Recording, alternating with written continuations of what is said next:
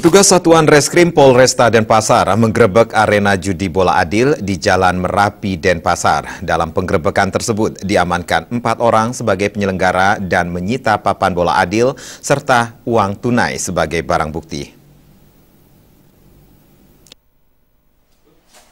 Polisi mengamankan tersangka Iwayan MS 46 tahun dan Iketut MR 31 tahun yang keduanya warga Jalan Bukit Tunggal, Gede SG 23 tahun asal Glogor Carik serta Nyoman MR 33 tahun warga Jalan Bulu Indah.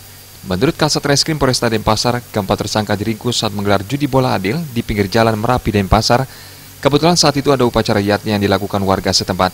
Lantaran dianggap mengganggu arus lalu lintas serta melanggar hukum, petugas langsung membubarkan arena judi bola adil yang dilakoni para tersangka. Mereka berperan sebagai pelepas bola dan kasir. Dari para tersangka, petugas menyita papan bola, perlak, bola serta uang tunai Rp358.000. Anggota kami ke lapangan melakukan penyelidikan, ternyata benar ya, terjadi ada permainan judi bola adil. Kemudian tim yang melakukan penangkapan di TKP sehingga berhasil menangkap 4 orang pelaku judi. Di antaranya mempunyai peran yang masing-masing berbeda.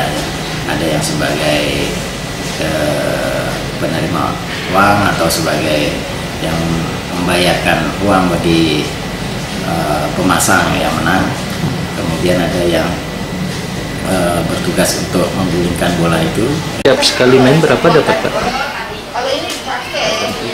Ya, rata-rata berapa, Pak? Juga tentu kadang-kadang 200.